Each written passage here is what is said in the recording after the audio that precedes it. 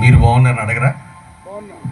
మరొకమారు దేవుని పాదపద్మాల చెంత ఈ విధముగా మీతో కూడి ప్రభు యొక్క సన్నిధిలో ఆనందించటానికి, మీతో కలిసి వాక్యాన్ని ధ్యానించడానికి అల్పుడు నేను నాకు గనుడైన దేవుడిచ్చిన మహద్భాగ్యం, ఈ ధన్యతను బట్టి దేవుని ఎంతో స్తుతిస్తూ ఉన్నాను. హల్లెలూయా.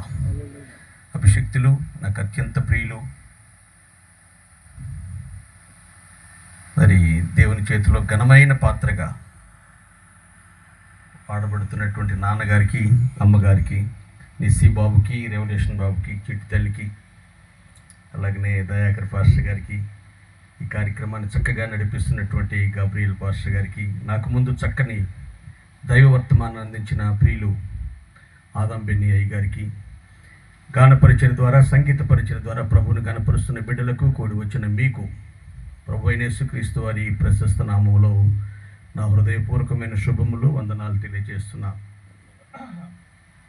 ఆకాశమంతా నక్షత్రాలతో నిండి ఉన్నట్లు, సముద్రమంతా ఇసుకతో నిండి ఉన్నట్లు, అడవులన్నీ చెట్లతో నిండి ఉన్నట్లు, ఈ ప్రాంగణమంతా దేవుని దయగల సన్నిధితో నిండి ఉంది. మన గుండెల నిండా దేవుని పట్ల కృతజ్ఞతా భావనతో నిండి ఉండును కాక. ఈ రాత్రి పెందలకడ ముగిచ్చేస్తాను, వెళ్ళిపోదురు కానీ 2 దేవుని వాక్యం అర్ధ గంట అయితేనే ముద్దు, 30 గంట అయితే హద్దు, గంట అయితే వద్దు, గంట కూడా దాటి ఇంకా ముందుకెళ్తే గుద్దు అని రాసేసారు. విరివిగా, విస్తృతంగా, విస్తారంగా దేవుని వాక్యాన్ని వినాలనే ఆశ, ఆసక్తి, తపన, తృష్ణ, ఆకాంక్ష, అపేక్ష, అభిలాష మీ ముఖారు విందాల్లో చాలా ప్రస్ఫుటంగా కనబడుతూ ఉంది. Face is index of mind అన్నారు. మన ముఖాలు మన మనసులకు విషయ సూచిక లాంటివి. అద్దంలో మన ముఖం కనపడుతుంది, మన ముఖంలో మన మనస్సు కనపడుతుంది. ఈ ముఖాలు చూస్తూ ఉంటే ఎంతసేపు చెప్పినా వాక్యం వినేటట్టే ఉన్నారు. అయినా మన చెప్పుల షాప్కి వెళ్ళామనుకోండి, 6వ నెంబర్ అయినా, 7వ నెంబర్ అయినా, 8వ నెంబర్ అయినా, 9వ నెంబర్ అయినా, 10వ నెంబర్ అయినా 100 రూపాయలు అన్నారు అనుకోండి, మనం ఏ నెంబర్ తీసుకుంటాం? అది ఎక్కువ నెంబర్ అయినా 100 కదా తీసుకున్నాం అనుకోండి, పొలు రాలిపోతే ముందు పడిపోతాం. అందుకని ఈ రాత్రి వేళ మీకు ఎంతవరకు అవసరమో అంతవరకు చెప్పి నేను ముగించడానికి ప్రయత్నం చేస్తాను. దేవుడు మంటి మాత్రుడైన నన్ను మరుగుపరిచి మహిమాన్వితులైన ప్రభువే మీతో ఈ రాత్రి వేళ మాటలాడును గాక. మా సంఘంలో అయితే ప్రసంగం నచ్చకపోతే పిల్లలకి ఇచ్చేస్తారు. ఏడోకి ఎరిపాప ఏడిస్తే నీ కళ్ళు నీలారు కారితే నే చూడలేను, పాలైన కారు పాట పాడుకుంటూ వెళ్ళిపోతారు. కానీ మీరు మాత్రం అట్లాంటి రకాలు కాదు. 5 రోజులు పగలు రాత్రులు పెట్టే కూడికలు బహు అరుదు, చాలా అరుదు ఈ దినాలలో. కానీ 5 పగలు రాత్రులు పెడుతున్న ఆసక్తిగా దేవుని సన్నిధికి మీరు ఉత్సాహంగా వస్తున్నారు అంటే మిమ్మల్ని అభినందించకుండా నేను ఉండలేకపోతున్నాను. ఆసక్తి విషయంలో మాంద్యులు కాక, ఆత్మలో తీవ్రత గలవారే కడవరకు ప్రభువుని మీరు ఇలాగునే సేవించుదురు గాక. కొరింథీ పత్రిక, 2వ కొరింథీ పత్రిక 10వ అధ్యాయం 18వ వచనాన్ని చదువుకుందాం. ప్రభువు మెచ్చుకున్నవాడే యోగ్యుడు, కానీ తన్ను తానే మెచ్చుకున్నవాడు యోగ్యుడు కాదు. దేవుడు తన మాటలను ఈ రాత్రి మన వినికిడిలో ఆశీర్వదించును గాక. గట్టిగా ఒకసారి ఆమేనండి.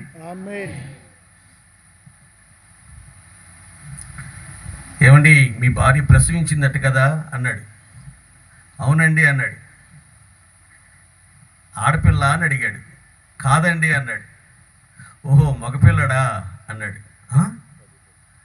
ఎలా తెలిసిందండి మీకు?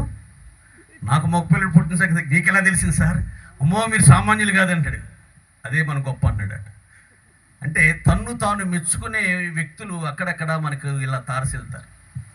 ఏమీ లేకపోయినా ఏదో ఉన్నట్లుగా భ్రమింపచేస్తూ తన్ను తాను మెచ్చుకునే వైనం, ఉదంతం బైబిల్ గ్రంథంలో చాలా వ్యక్తుల దగ్గర నుంచి మనం చూస్తాం. నానా కొంచెం మౌనంగా. మనుషులు మనల్ని మెచ్చుకున్నప్పుడు మనకు శ్రమ కలుగుతుంది. మనల్ని మనం మెచ్చుకుంటే మనం అయోగ్యులుగా ఎంచబడతాం.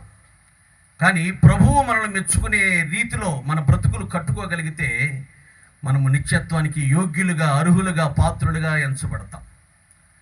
యోగ్యుడు అంటే ప్రభు మెచ్చుకున్నవాడు. యోగ్యుడు అంటే దేనికి? నారు పోసినోడే నీరు పోస్తాడు, ప్రశ్న వేసినోడే సమాధానం కూడా చెప్తాడు అన్నట్టు చూస్తున్నారమ్మా మీరంతా. దేనికి యోగ్యుడు? ప్రభు మెచ్చుకున్నవాడు యోగ్యుడు. దేనికి? Something is better than nothing. ఏమి చెప్పకుండా మీరు నా వైపు అలా చూడటం కన్నా తప్పో ఒప్పో ఏదో ఒకటి చెప్పండి. ఏంటి బ్రదర్ అన్నారు? పరలోకానికి యోగ్యుడిగా ఉండాలంటే ప్రభు మెప్పుకు మనం పాత్రలు కాగలగాలి. హల్లెలూయా. పువ్వు విచ్చుకుంటుంది, ముళ్ళు గుచ్చుకుంటుంది, మనసు నొచ్చుకుంటుంది, మన ప్రభు మెచ్చుకుంటారు అనండి. నత్తి లేకపోతే అనండి అమ్మా. పువ్వు విచ్చుకుంటుంది, ముళ్ళు గుచ్చుకుంటుంది, మనసు నొచ్చుకుంటుంది, మన ప్రభు మెచ్చుకుంటారు. మనకు మెచ్చుకోవడం ఇష్టం ఉండదు. నేనెట్ట వాడాను, నేనెట్ట ప్రసంగం చేశాను, ఆదం బెన్ని గారి కన్నా బాగా చేశానా, ఆదం బెన్ని గారి కన్నా బాగా పాడానా అని నన్ను నేను మెచ్చుకోవడం నాకు తెలుసు. కానీ ఆయన కొన్ని వేల పాటలు రాశారు, ఆయన ముందు నేనే పాటి వాడినని వాస్తవాన్ని ఒప్పుకోవడానికి నాకు ఈగో అడ్డం వస్తుంది. ఆయన ఎక్కడ, నాన్నగారు ఎక్కడ, అలాంటి అతిరథ మహారథులు స్టేజ్ మీద కూర్చోబెట్టుకుని మాట్లాడటానికి నాకు ఆ యోగ్యత ఎక్కడ, అర్హత ఎక్కడ? దేవుని కృప తప్ప. నేను అయోగ్యుని అనే వాస్తవాన్ని నేను గుర్తించి అది హృదయపూర్వకంగా చెప్పడానికి ఇష్టపడడం. కానీ ప్రభు అలా కాదు, మెచ్చుకుంటాడు. ఇతరుల్లో ఉన్న మంచిని ఖచ్చితంగా మెచ్చుకుంటాడు. మనం కూడా మెచ్చుకోవాలి. భార్య చక్కగా కష్టపడి బట్టలు ఉతికింది అనుకోండి, అమ్మాయి ఆఫీస్లో మీ భార్య ఏ సబ్బు వాడుతుంది అని అడుగుతున్నారు. అమ్మాయి అదేంటండి సర్పు, ఏం సర్పు వాడుతుందండి? అలా తెల్లగా మల్లెపూలాగా దగ్గర మెరిసిపోతే ఏంటండి మేము ఎంత ఉతికినా మెరవని లేడీ స్టాఫ్ వాడు అడుగుతున్నారు అబ్బాయి అని అంటే, మరుసటి రోజున వాడు ఉతుకుద్ది బట్టలు చిరిగిపోయేదాకా ఉతుకుద్ది. కొంచెం అభినందన అవసరం. మెప్పు అనేది మనిషికి ఒక పొటెన్షియాలిటీని మనలో మరింత ఇనుమడింప చేస్తుంది. పొగడ్త నష్టాన్ని కలిగిస్తే మెప్పు అనేది మనిషికి ప్రోత్సాహాన్ని ఇస్తుంది. ఐ మీన్ బాగా చదువుకున్నాడు, 80 వచ్చింది అనుకో, వెరీ గుడ్ రే, ఈసారి 90 రావాలన్న, వెరీ గుడ్, మెచ్చుకోవాలి తప్ప 80ఏనా అని వాడిని నిరుత్సాహపడకూడదు. ప్రభువులో ఇదిగో మీలో యోగ్యత ఉంది, అర్హత ఉంది, అయినా మీ మీద తప్పు ఒకటి మోపుతున్నాను, అది కూడా సరి చేసుకోండి. ఇన్ని యోగ్యతలు ఉన్నాయి, ఇన్ని అర్హతలు ఉన్నాయి, ఇన్ని మీలో అభినందించదగ్గ లక్షణాలు నేను ప్రభు మెచ్చుకున్న వైనం మనకు కనపడుతుంది. దూదా అనేవాడు ఒకడు లేచాడట, 400 మందిని వెంట పెట్టుకుని తానేదో గొప్పవాడని ప్రజలకు భవింపజేశాడట. తర్వాత వాడు చెదిరిపోయాడు, తనతో ఉన్న 400 మంది కూడా చెదిరిపోయినట్లుగా చూస్తాం. తాను గొప్పవాడు అనుకున్నాడు, ఎవరు అనలా, ప్రభు అసలే అనలా. దేవాలయానికి వెళ్ళాడు సుంకరితో పాటు, పరిచయుడు సుంకరి. కానీ తనకు గొప్పవాడినని, తనకు భక్తిపరుడని, తనకు నీతిపరుడని ఎంచి తోటి వాడిని కూరలో కరివేపాకిలాగా వాడెంత, వాడి భక్తి ఎంత, వాడి స్థితి ఎంత, వాడి గతి ఎంత అన్నట్లుగా తృణీకరిస్తే, నిరాకరిస్తే, విసర్జించే, నెట్టివేస్తే దేవుని దృష్టికి అతను యోగ్యుడిగా ఎంచబడలేదు, నీతిమంతుడిగా భావించబడలేదు. కానీ ప్రభు తిరస్కారానికి అతను పాత్రుడయ్యాడు. ఈ రాత్రి వేళ దేవుని పిల్లలారా, దేవుని దృష్టికి మనం యోగ్యులుగా ఎంచబడాలి అంటే మన జీవితంలో ఎలాంటి ఆత్మీయ స్థితిగతులు ఉండాలో కొద్ది మాటలు లూకాసు సువార్త 7వ అధ్యాయంలో నుంచి మనం వెళ్ళి కొద్ది నిమిషాలు తలపోసుకుందాం. లూకాసు సువార్త 7వ అధ్యాయం మొదటి నుంచి చదువుకుందాం. ఆయన తన మాటలన్నీ ప్రజలకు సంపూర్తిగా వినిపించిన తర్వాత కపెర్నహూములోనికి వచ్చెను. ఒక శతాధిపతికి ప్రియుడైన దాసుడొకడు రోగుడై చావ సిద్ధమై ఉండెను. శతాధిపతి యేసును గూర్చి విని ఆయన వచ్చి తన దాసుని స్వస్థపరచవలనని ఆయనను వేడుకొనుటకు యూదుల పెద్దలను ఆయన యొద్దకు పంపెను. వారు యేసు నొద్దకు వచ్చి, నీ వలన ఈ మేలు పొందుటకు అతడు యోగ్యుడు, అతడు మన జనులను ప్రేమించి మనకు సమాజ మందిరము తానే కట్టించినని ఆయనతో చెప్పి మిక్కిలి బతిమాలు కొనిరి. చాలు నాన్న, ఆగుదాం అక్కడ. రోమియుడైనటువంటి శతాధిపతిని గురించి యూదులు ప్రభు అయిన యేసుక్రీస్తు వారి దగ్గరికి వచ్చి చెప్తున్నటువంటి ఆ మాటలను మనం ఇక్కడ చదువుకుంటున్నాం. అతడు మనలను ప్రేమించాడు. ఎవరతడు? రోమియుడు. వీళ్ళు యూదులు. యేసు ప్రభు శరీరధారిగా సంచరిస్తున్నటువంటి ఆ దినాలలో యూదులకి రోమియులకి మధ్య పచ్చగడ్డి వేస్తే బగ్గుమంటున్న దినాలవి. మా సామ్రాజ్యాన్ని మేమే పరిపాలన చేసుకుంటాం, మీరు వచ్చి మమ్మల్ని పరిపాలన చేసినట్టు వెళ్ళిపోండి అని రోమియులు తరిమి కొడుతున్నటువంటి ఆ ఉద్యమాలు నడుస్తున్నటువంటి కాలం అది. బరబ్బా నాయకత్వంలో అనేక మంది రోమియులని చంపి రోమియులకు శత్రువులుగా వారు పచ్చగడ్డి వేస్తే బొగ్గుమంటున్నట్లుగా ఎంచబడుతున్నటువంటి ఆ దినాలలో ఇతడు రోమియుడయుండి యూదులను ప్రేమించినట్లుగా దేవుని వాక్యంలో చదువుతున్నాం. బైబిల్ చెప్తుంది, మిమ్మల్ని ప్రేమించిన వారినే మీరు కూడా ప్రేమిస్తే మీకేమి ఫలము కలుగును? సుంకరులను పాపులను అలాగునే చేయుచున్నారు కదా. నేను మీతో చెప్పినది ఏమనగా, మిమ్మల్ని ద్వేషించిన, దూషించిన, హింసించిన, బాధించిన వారిని సైతము ప్రేమించే స్థితికి మీరు చేరుకుంటే గనక అప్పుడు సర్వోన్నతుడైన దేవుని మెప్పు మీరు పొందుతారు. మీరు ప్రయత్నిస్తున్న వినియోగదారులు ప్రస్తుతం ఏమీ స్పందించడం లేదు. కొంచెం స్తోత్రం చెప్పాలి. మీరు స్తోత్రం ఎట చెప్పారేంటి చెప్పనా? దీపావళి పండుగకి తపాసుల దండ వెలిగిస్తామే, నమ్ముకుంటే వర్షాలు వచ్చి తుసుకు తుసుకు తుప్పుకు తుప్పుకు అని అక్కడొకటి మోగుద్దే ఆ దండ.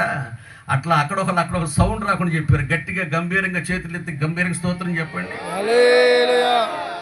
చివరి రోజు వరకు ఇలాంటి వాల్యూమే మీరు మేనేజ్ చేయండి. ఏం తగ్గించబాకండి. సింహాలు గర్జిస్తాయి, మేఘాలు వర్షిస్తాయి, దైవ సన్నిధి మినిస్ట్రీ విశ్వాసులు స్తోత్రిస్తారు. ఆమేన్, ఆమేన్.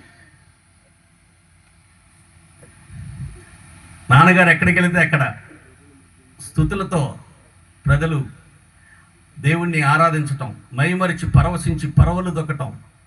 ఏ ప్రాంతానికి వెళ్ళినా సరే ముందు నాన్నగారు వర్తమానం పక్కన పెడితే ఆయన గొప్ప ఆరాధికులు.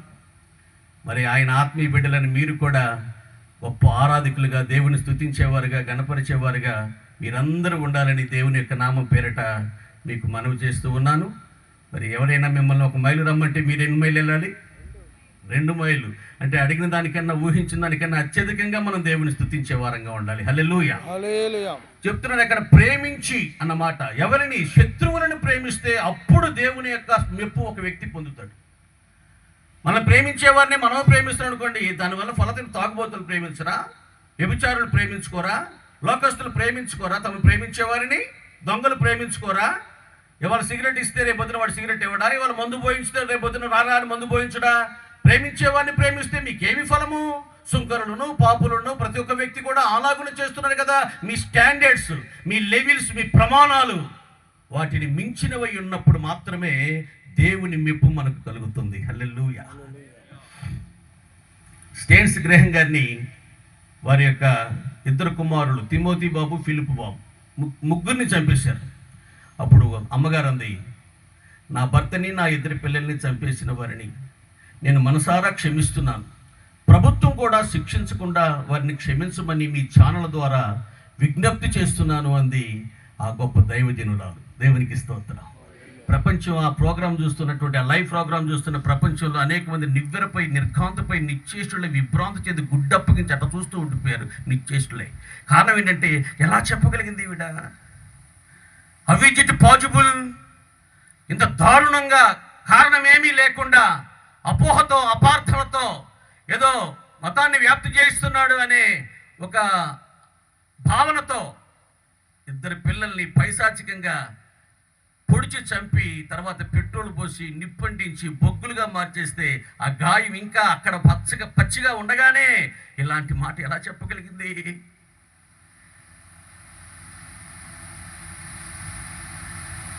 మిమ్మల్ని ప్రేమిస్తున్న వారు మీరు ప్రేమిస్తే ఏంటి? దానివల్ల ప్రయోజనం ఏమిటి?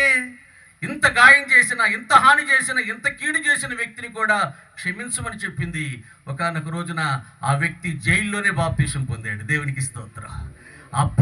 ఆమె ప్రేమ ఆయనను ఒత్తిడి చేసింది. నేను అతని బిడ్డగా ఎంచుకున్నాను తప్ప శత్రువుగా ఎంచుకోవటం లేదండి. బందెల రాజరత్నం అయ్య గారు ఏదో వాక్యం చెప్తుంటే విశ్వాసకి తగిలింది. ఆదివారం నాడు పొద్దున్నే వచ్చాడు. అయ్యగారిని పలానా ఊరి వెళ్తున్నాను, అమ్మాయి పెళ్లి సంబంధం కోసం, మీతో ప్రార్థన చేయించుకెళ్దామని వచ్చానన్నాడు. ప్రార్థన చేస్తున్నారు అయ్యగారు, దైవజనులు. ఇదే అదును అనుకుని తెచ్చుకుని కత్తితో పొడి చేశాడు. నన్ను ఇంత మాట అంటావా? నన్ను ఇట్లా వాక్యంలో పెట్టి గద్దిస్తావా? మీరు ఆ వాక్యం చెప్పగానే అందరూ నా వైపు చూశారు. ఎంతో చిన్నబుచ్చుకున్నాను, ఇంత అవమానిస్తావని అన్నది. అయ్యగారి రిక్షాలో హాస్పిటల్కి తీసుకెళ్తున్నారు అమ్మగారి పిల్లలు. ఆయన అన్న ఆఖరి మాట ఏంటంటే, ఇదిగో నన్ను పొడిచినటువంటి ఆ వ్యక్తిని, ఆ ఫ్రాన్సిస్ని మీరు పోలీస్ స్టేషన్కి తీసుకెళ్ళి కేసు పెట్టి ఇబ్బంది పెట్టబాకండి. యవనస్తురాలైన ఆయన భార్య, భర్త లేకపోతే ఎంతో బాధపడాలి. తండ్రి లేని ఆ బిడ్డలు అనాథలైపోతారు. కాబట్టి ప్రార్థన చేయండి, తానే తన తప్పు తాను తెలుసుకుంటాడు అని ఆఖరి మాటలు ఏంటంటే, అతన్ని మీరు ఏమి శిక్షించొద్దు అని చెప్పి ఆయన కన్ను మూసాడండి. స్తోత్రం చెప్పండి ఒకసారి. హల్లెలూయా. ఈ రాత్రి దేవుని బిడ్డలారా, నా ప్రియ సహోదరి సహోదరులారా, మనము పరలోక రాజ్యానికి యోగ్యులం అవ్వాలంటే, అర్హులం అవ్వాలంటే, పాత్రులం కాగలగాలంటే అంతో ఎంతో ఎంతో కొంత ప్రతి వ్యక్తిలో ప్రేమ ఉంటుంది, కానీ ఆ ప్రేమ సరిపోదట. శత్రువుని కూడా ప్రేమించే యోగ్యత ఏమవుతారు యూదులు? అమ్మ తరపా, నాన్న తరపా, బావమరుదులా, మేనల్లులా? కన్న తల్లిదండ్రులు కూడా ప్రేమించలేని దయనీయమైన దుర్భరమైన పరిస్థితుల మధ్యలో జీవిస్తున్నాం మనం. ఒక ఆటో వెనకాలట రాశాడు, మేము బ్రతుకుండగా మాకు 2 ఇడ్లీ పెట్టండి, అదే ముద్దు. మేము చచ్చిపోయిన తర్వాత మా పేరు చెప్పి ఊరంతా వేట మాంసం వద్దు అని రాశాడు. చచ్చిపోయాక వేట మాంసం, రొయ్యలు, చికెన్ అవన్నీ పెడతారమ్మా మా కృష్ణా జిల్లాలో. మళ్ళీ వెళ్ళేటప్పుడు గిన్నో, సెట్టో, బొచ్చో, డెప్పో ఏదో ఒకటి ఇచ్చి పంపిస్తారు జ్ఞాపకార్థం. వెంటమ్మ జ్ఞాపకార్థం అని పెడతారు పల్లెలో. మళ్ళీ అన్నం కూడా తినబుద్ధి అయిసావు అమ్మా. వీళ్ళ పేరు బ్రహ్మాండంగా చేశాడు రా దినవార కార్యక్రమాలు కొడుకు అని చెప్పు, పేరు సంపాదించుకోవడం కోసమే తప్ప ఎందుకంటే అవన్నీ. బ్రతుకుండగా 2 ఇడ్లీ పెట్టండి రా, అదే ముద్దు. చచ్చాక ఊరంతా వేట మాంసం వద్దు అని రాశాడంటే ఆ తండ్రి హృదయంలో ఎంత వేదన ఉంది. తల్లిదండ్రులకు అవిధేయులు, అనురాగ రహితులు అంత్య దినాల్లో ఉంటారని తిమోతి పత్రికలో పౌలు గారు చెప్పారు. ఈ రాత్రి దేవుని బిడ్డలారా, నా ప్రియ సహోదరి సహోదరులారా, మన ప్రేమ మిక్కుటమైన ప్రేమగా క్రీస్తు వారు కలిగిన ప్రేమ. నాన్నగారు ఒక పాట రాశారు, ప్రేమంటే ఏమిటో తెలియదేసయ్యా. తెలియదు నిజంగానే. ప్రేమించమనే క్రొత్త ఆజ్ఞ ఇచ్చావయ్యా, నీ ప్రేమను నాలో పోయి నన్ను నీలాగే మార్చివేయు యేసయ్యా. యేసయ్యా, నీ వంటి ప్రేమ గల వ్యక్తిగా నన్ను కూడా మార్చు నాయనా అని దైవజనుడి యొక్క ప్రార్థనా పూర్వకమైన అభ్యర్థన. ఎంతవరకు మనం సఫలీకృతులం కాగలుగుతున్నాం? ఎంతవరకు కృతకృత్యులం కాగలుగుతున్నాం? ఎంతవరకు మనం రీచ్ అయ్యాం? కొంతైనా మనం రీచ్ కాగలుగుతున్నామా? అలాంటి దైవికమైన ప్రేమ, స్వార్థరహిత, త్యాగ సహిత లక్షణాలతో కూడినటువంటి ఆ దైవికమైన ప్రేమను మనం సముపార్జించుకున్న రోజున పరలోకానికి యోగ్యులుగా, అర్హులుగా, పాత్రులుగా, ప్రభు మెప్పుకు మనమందరము కూడా యోగ్యులుగా ఎంచబడతామని ఒక ప్రాముఖ్యమైన పారమార్థికమైన ఆధ్యాత్మిక సత్యాన్ని, సంగతిని దేవుని యొక్క వాక్యం సుస్పష్టంగా ఈ రాత్రి వేళ ప్రతి ఒక్కరితో నొక్కి ఒక్కానిస్తూ ఉంది.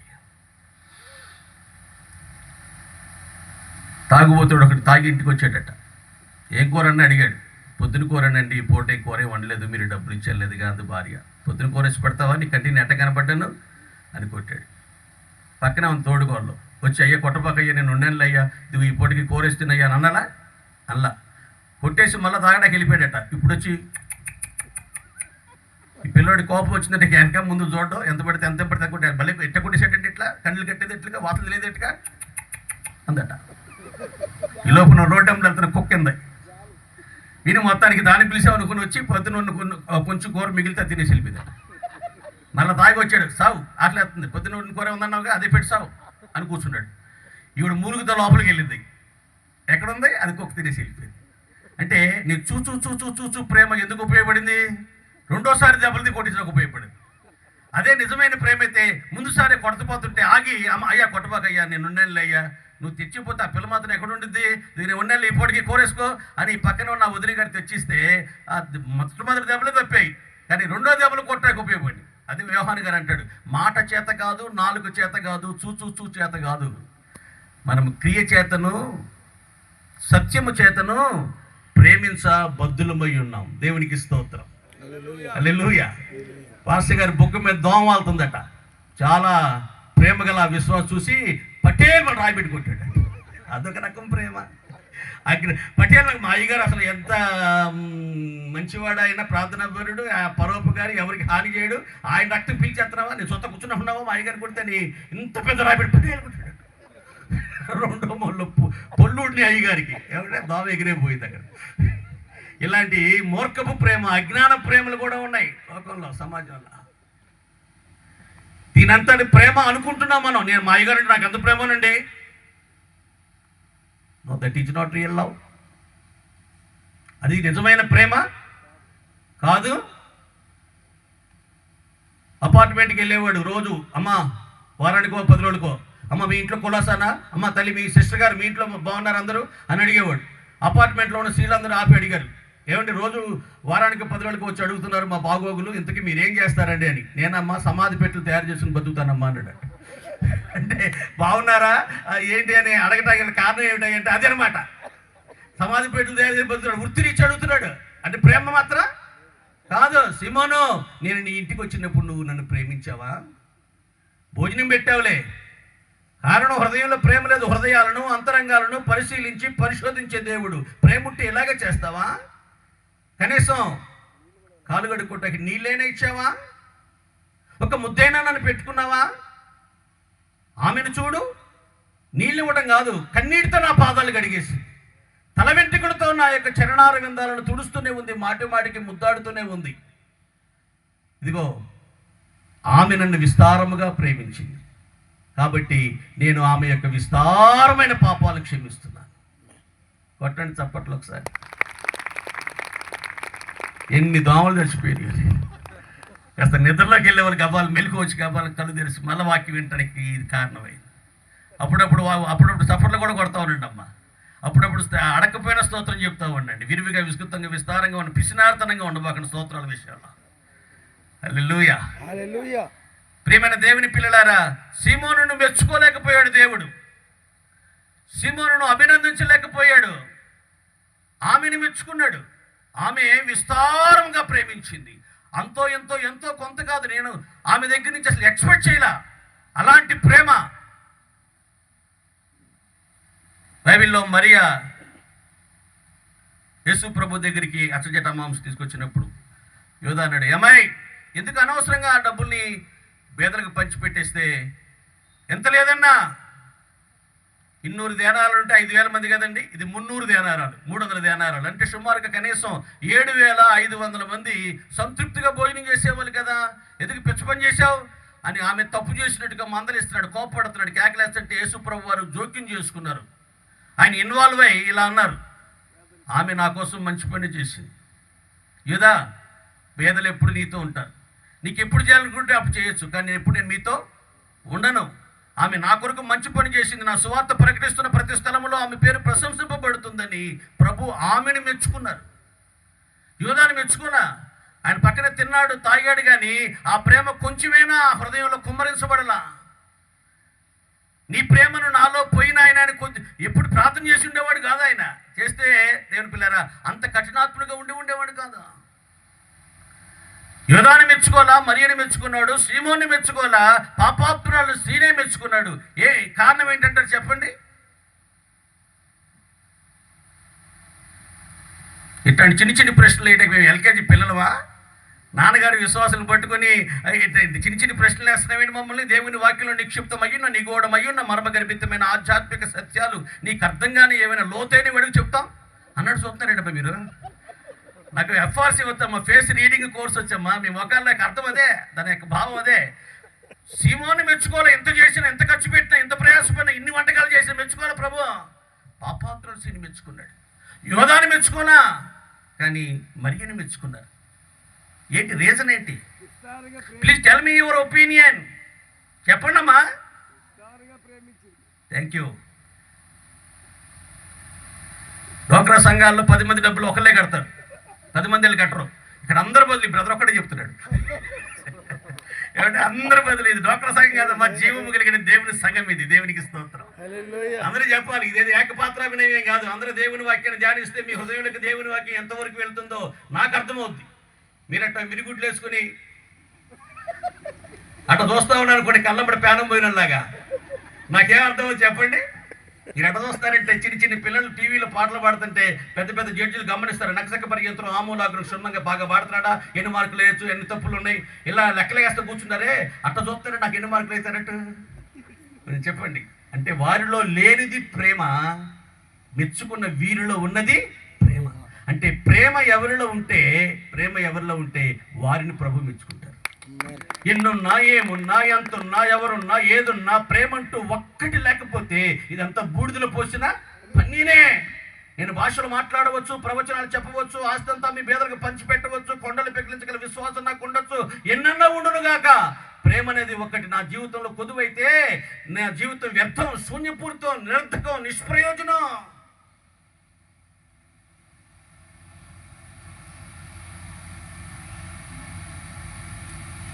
ఎలాంటి ప్రేమను వీరు చూపించారు చూడండి. ప్రభు మెప్పుకు వారు పాత్రులు కాగలిగినట్లుగా మనం చూస్తున్నాం. అంతేకాదు, ఆయన అంటున్నాడు, ఆయన నా ఇంటికి వచ్చుటకు నేను యోగ్యుడనే కాను. వీళ్ళందరూ అయ్యా అయ్యా ఎంతో యోగ్యుడయ్యా అని చెప్తుంటే ఆయన ఏమంటున్నాడు? మనమేమంటాం? నేను యోగ్యుని అంటాం, అందరూ ఏమో ఆడ అయోగ్యుడు అంటారు. కానీ ఇక్కడ ఉల్టా అనమాట.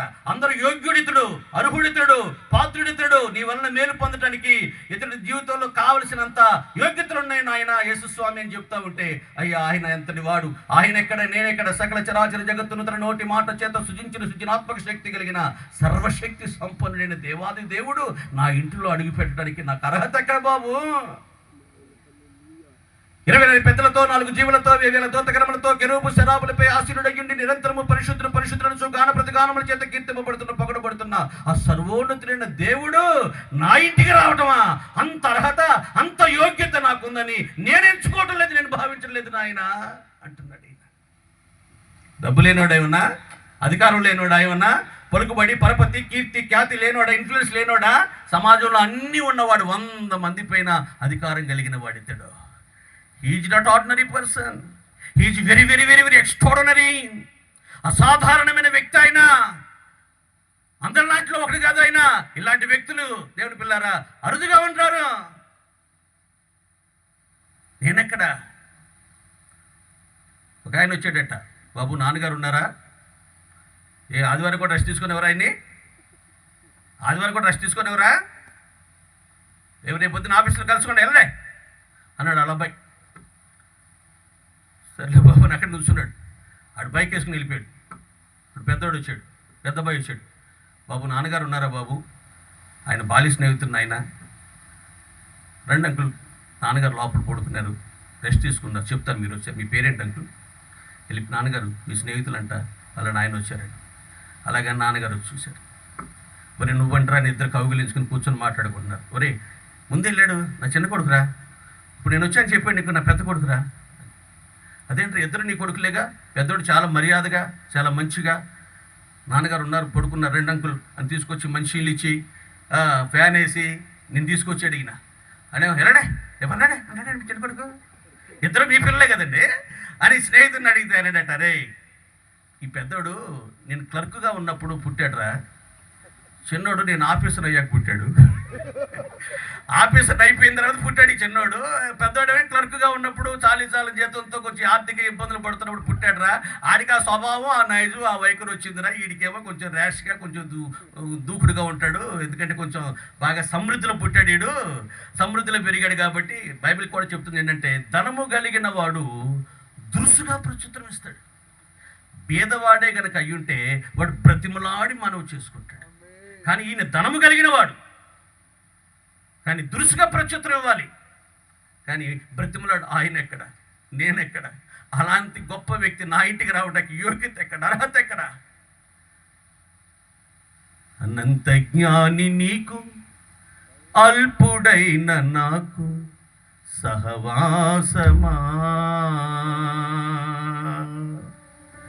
మహిమాన్విత మీకు మట్టినైన నాకు స్నేహమా, కృపా ఇది నీ కృపా, కృపా ఇది నీ కృపా, కృపా ఇది నీ కృపా,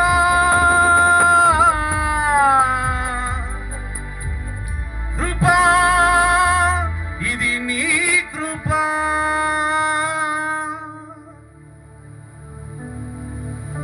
నాన్నగారిని పక్కన పెట్టుకుని, ఆదం బెన్ని అయ్య గారిని పక్కన పెట్టుకుని నేను పాట పాడితే, వేటకూర తిన్న తర్వాత మీకు తోటకూర తిన్నట్టుగా నాకు తెలుసు. కానీ ఏదో శరణానికి అవసరమైందని పాడారమ్మ అంతే. నేనేమి పాడలేను, కానీ ఆ తలాంత నా దగ్గర లేదు. కానీ అందులో వాళ్ళ ముందు పాడటమా అది అది చాలా సాహసమే ఉంది. టనపోతే బాధపడతాను అన్నారులేండి. ఆ మాత్రం అర్థం చేసుకోలేనా? ఎంత పల్లెటూరు చెప్తే మాత్రం టనపోతే అయ్యగారు బాధపడతాడు అని. మీరు కూడా పర్లేదులేండి, సమ్ బెటర్ అంటాడు. అమ్మా నా వైపు చూడండి, ఆయన ఎక్కడ నేనెక్కడ. అలాంటి మా ఊర్లో చిన్న బాప్టిస్ట్ చర్చ్ ఉండేది 35 సంవత్సరాల క్రితం. నాకు పిల్లలు పుట్ల పెళ్ళి అయిన తర్వాత ఎవరో చెప్పారు చర్చికి వెళ్ళి యేసుప్రభుని నమ్ముకున్నామ్మా అని. నా భార్య చర్చికి వెళ్ళటం అప్పుడప్పుడు అరుదుగా నెలకో 2 నెలకో దొంగచాటుకి వెళ్ళటం మొదలుపెట్టింది, ప్రార్థన చేసుకోవటం మొదలుపెట్టింది. ఈ సంగతి నాకు తెలిసింది. మా మావయ్య ప్రెసిడెంట్ ఈ ఊరికి, ఇంకో మావయ్య మనసుపు, మా నాన్నగారు పోలీస్ డిపార్ట్మెంట్. మేము కొంచెం గౌరవంగా బ్రతికే కుటుంబం అది. నువ్వు అక్కడ ఉన్నటువంటి హరిజనవాడలోకి వెళ్ళి వాళ్ళ మధ్యలో కూర్చొని యేసుప్రభుని ప్రార్థన చేస్తే వాళ్ళ తలకాయలు కొట్టేసినట్టు నలుగురు కూర్చున్నప్పుడు, ఇక మీ అమ్మాయి మీ కోడలు వెళ్తుందట అని ఇట్లాంటి పిచ్చి పిచ్చి అసలు ఎప్పుడు వేయబాకని. ఇంకోసారి వేస్తే కానీ చాలా సివియర్గా యాక్షన్ తీసుకుంటారని వార్నింగ్ ఇచ్చారు. అయ్యగారికి కౌరంపించి, అయ్యా నేను రాలేనయ్యా నా భర్త ఇలా అన్నాడు, కొంచెం మీరే ఎప్పుడన్నా ఖాళీ ఉన్నప్పుడు వచ్చి ప్రార్థన చేసేయాలండి అయ్యగారని. ఆయన తండ్రి వయసున్న ఆయన, నేను ఎవనొస్తుంది. ఎప్పుడన్నా నెలకో 1-2 సార్లు వచ్చి ప్రార్థన చేసి వెళ్తూ ఉండేవాడు. ఓ రోజున ఆయన ప్రార్థన చేసి వచ్చే టయానికి మొత్తానికి ప్రార్థన చేసి వెళ్ళిపోతుంటే నా భార్య అంది, ఏమండి అయ్యగారు కొంచెం మాంసం కూర ఉండాను, భోజనం చేసేయాలండి అయ్యగారు అని. సరే అమ్మా పెట్టమ్మా అంటే తిన్నాడు. తిని అలా మనసు ఉంటే అలా నడువు వాల్చాడు. ఈలోపు నేను వచ్చేసాను. అసలు ఆయన కులం ఏంటి నా కులం ఏంటి? ఆయన తిన్న కంచంలో నాకు భోజనం పెడతావా? ఆయన పడుకున్న మనసు మీద నేను మళ్ళీ తిరిగి నేను పడుకోవాలా అని ఆయన తిన్న కంచాన్ని ఆయన ముందే తండ్రి పెద్దోడు ఉన్నాడని కూడా చూడకుండా, ఇంగిత జ్ఞానం లేకుండా అహంభావంతో గర్వంతో ఆ కంచాన్ని తీసుకెళ్ళి దూరం గిరటేశాడు. అడుగుతున్నారేంటి?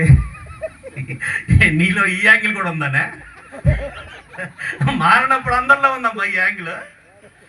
అందరిలో దాదాపు ఇదే యాంగిల్ ఉంటుంది. అక్కడి నుంచి వచ్చిన వాళ్ళకి ఎంత అమ్మా. మరి ఆ పల్లెం గిరాట్ వేసిన వాడిని అంత రోషం కదా, మంచం కూడా గిరాట్ వేయలేక ఉందప్ప మంచమే. ఆ మంచం గిరాట్ అయితే సాఫే కత్తినారు. అందుకని తెలివిగా ఆ మంచం పైన దుప్పటి మీద ముసలాన్ని పడుకున్నాడు. ఈ దుప్పటి నాకు ఏ బాహిక అని దుప్పటి గిరాట్ వేసాడు. ఈ దుప్పటి నాకు ఎప్పుడే ఏ బాహ. నేను యేసుప్రభుని నమ్ముకున్నాను 91వ సంవత్సరంలో. మొట్టమొదటిగా దేవుని పాదాలు పట్టుకుని క్షమాపణ చెప్పిన తర్వాత నేను వెళ్ళి ఆ పెద్ద ఆయన పాదాలు పట్టుకుని క్షమాపణ చెప్పాను. నాకు తెలీదు, నా అయ్యగారు నన్ను క్షమించండి, కళ్ళు పూడుకుపోయి కన్ను మిన్న కానకుండా మీ వయసు కన్నా గౌరవం ఇవ్వకుండా అహంభావంతో కులగర్వంతో మాట్లాడాను. ఇప్పుడు నా కంటి పొరలు రాలి, నన్ను క్షమించండి అయ్యగారు. నేను ఆయనకి క్షమాపణ చెప్పాను. ఆ తర్వాత నా ఒక్కగానొక్క కూతుర్ని వాళ్ళింట్లోనే కోడలుగా ఇవ్వటానికి దేవుడు సహాయం చేశాడు.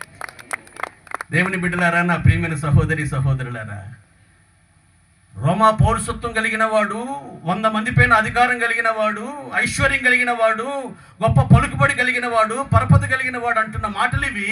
ఆయన నా ఇంటికి వచ్చుటకు నేను యోగ్యుడను కాను.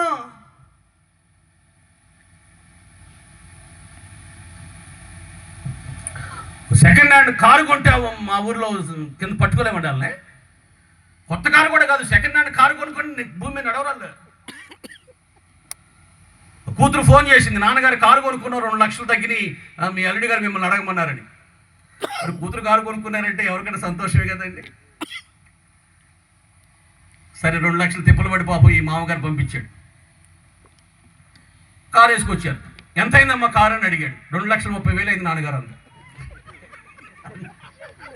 అంటే ఆ డబ్బులు ఎంతనమాట? 30,000 అనమాట. నాన్నగారు కారు కొనుక్కున్నా 2 లక్షలు తగ్గినాయని ఎంత తెలివిగా మాట్లాడింది చూడండి. ఆ 2,30,000 కారు వేసుకొచ్చి భూమి మీద నడవట్లేదండి అసలు. పుట్టుకోపోక అనుకోపోక మసలు పడిపోతా ఏమంటే అలా అయితే ఈయనకి ఎన్ని అర్హతలు ఉన్నాయి? నేను పొమ్మంటే పోతాడు ఒకడు, రమ్మంటే వస్తాడు. నా నోటి మాటకి ఎంత శక్తి ఉంది? 100 మంది పైన నేను అధికారిని. 200 కాళ్ళు ఎడుతులబడి తిరుగుతాయి, 100 తలకాయలు ఎదురబడి తిరుగుతాయి. అంత పొటెన్షియాలిటీ, ఎబిలిటీ, సామర్థ్యత కలిగినటువంటి వ్యక్తి నోటిలెంట ఇలాంటి మాటలు రావటం. అందున కపెర్నహూము అనే ఆ పట్టణవాసి అయ్యుండి కపెర్నహూమును గురించి యేసుప్రభువు వారు ఇలా అన్నారు, కపెర్నహూమా కపెర్నహూమా, నిన్ను నీవే ఆకాశం మట్టుకు హెచ్చించుకునే పట్టణానివి, నీవు పాతాళానికి దిగిపోతావు, జాగ్రత్త అన్నారు. పాతాళమే నీ స్థానం. ఎందుకంటే ఎవడు తాము హెచ్చించుకుంటాడో వాడు ఎంతగా హెచ్చించుకుంటారు వీళ్ళు? ఎంతో కొంత కాదు, ఆకాశం మటుకు హెచ్చించుకుంటారట. కపెర్నహూం వాసులు ఎవరిని చూసినంతే. అలాంటి వారి మధ్యలో ఎన్నో సంవత్సరాలుగా ఉంటూ కూడా అలాంటి భావజాలాలు అంటించుకోకుండా, అలాంటి మాటలు నోటి వెంట రాకుండా ఇలా మాట్లాడుతున్నాడంటే యేసు ప్రభు వారు ఆశ్చర్యకరుడు. ఆయన పేరు ఆశ్చర్యకరుడైన దేవుడు యేసుక్రీస్తు ప్రభు వారు ఆశ్చర్యపోయారట. ఆయన ఆశ్చర్యపోయిన వైనాలు ఉదంతాలు బైబిల్లో రెండే. అందులో ఒకటి ఇక్కడ, రెండోది ఎక్కడ చెప్పనా? యూదులను ఆయన మెచ్చుకోకుండా అక్కడ ఎవరిని మెచ్చుకున్నాడంటే అక్కడ నయమాన్ని మెచ్చుకున్నాడు. ఏ సిరియా దేశం నుంచి వచ్చాడు, ఇక్కడ స్వస్థత పొంది వెళ్ళాడు. మీలో ఎంతమంది లేరు వ్యాధిగ్రస్తులు? మీలో ఎంతమంది లేదు కుష్టు కలిగిన వారు? మీరెందుకు స్వస్థత పొందలేదు? దైవజనుడు లేడా? ఎక్కడి నుంచో ఒక అన్యుడు వచ్చి ఎక్కడ స్వస్థత పొందారు, మందలించారు, కోపపడ్డారు. మీలో ఎంతమంది లేరు? సారుపత్తు పేద విధవరాల యొద్దకు దేవుడు ఏలియా అని దైవజనుడిని పంపించాడు. దేవుడు మందలిస్తే మా ముందు వాళ్ళని మెచ్చుకుంటావా? మెచ్చుకుంటే మమ్మల్ని మెచ్చుకోవాలి కానీ వాళ్ళని మెచ్చుకుంటావా అని ఆయనను కొండపేట మీద నుంచి పడదోయి చంపడానికి చూశారు. అయితే ఆయన కాలం ఇంకా రాలేదు కనుక మరణించడానికి వచ్చారు ప్రభు. కానీ అప్పుడు మరణించడం దేవుని చిత్తము కాదు కనుక వారి వశము నుంచి ఆయన తప్పించుకుని వెళ్ళిపోయినట్లుగా మనం బైబిల్లో చదువుతాం. అక్కడ ఒక చోట వారి అవిశ్వాసాన్ని బట్టి ఆశ్చర్యపడితే, ఇక్కడ ఒక చోట ఆయన యొక్క విశ్వాస స్థితిని బట్టి ఆశ్చర్యపడిపోయాడు. కపెర్నహూములో నివసిస్తూ ఇలా అన్నాడా?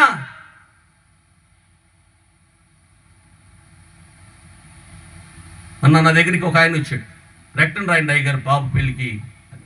నేను ప్రకటన రాస్తున్నా, కూర్చో బాబు అన్నా.